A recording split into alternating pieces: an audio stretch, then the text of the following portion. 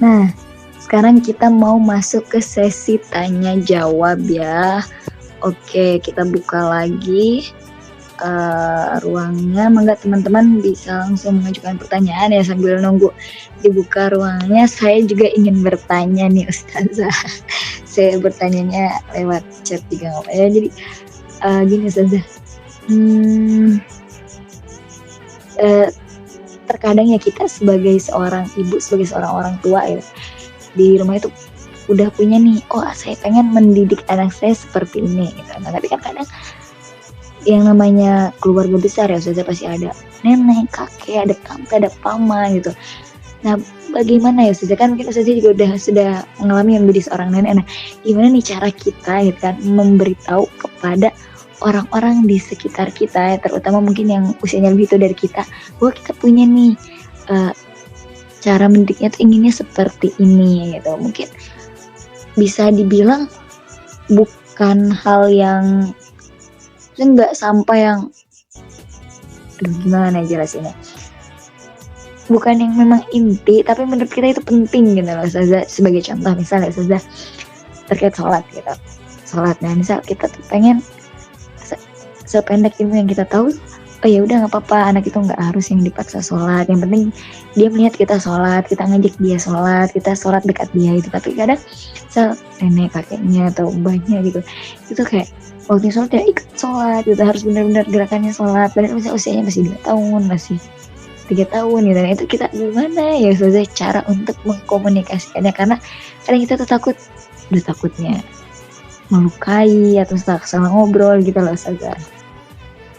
Baik, bismillahirrahmanirrahim. Jazakillah khairan Mbak Vina atas pertanyaannya yang bagus sekali ya. Yang kalau tidak salah saya memahami bagaimana kita menghantarkan atau mendidik anak kita sementara kita berada di tengah-tengah keluarga besar yang belum tentu mereka cocok dengan cara mendidik kita. Menurut saya Mbak Vina ada dua pihak yang sama-sama semoga ya bisa memahami dan bisa ketemu. Jika kita sebagai orang tua anak tersebut ya, maka ada beberapa hal yang perlu kita perhatikan.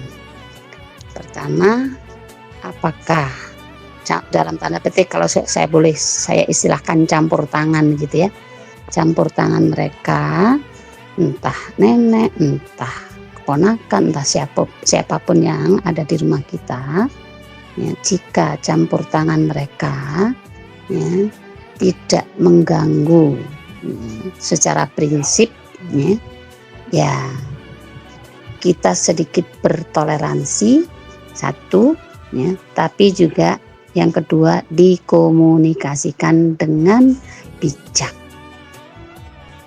Itu ya kayak tadi contoh sholat tadi ya.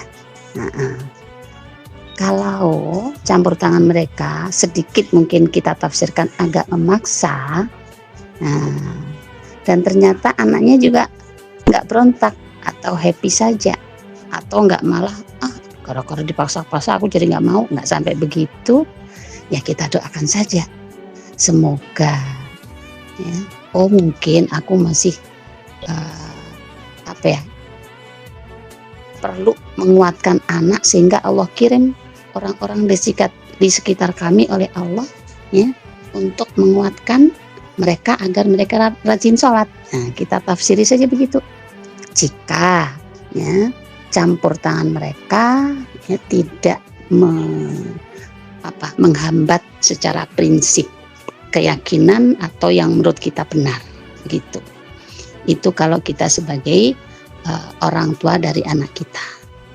Nah sebaliknya kalau kita menjadi orang yang dalam tanda petik bukan orang tuanya, ya mari kita memahami mereka punya hak, bahkan lebih berhak untuk ya, memberikan model pendidikan yang dia yakini begitu. Kita menghargai mereka.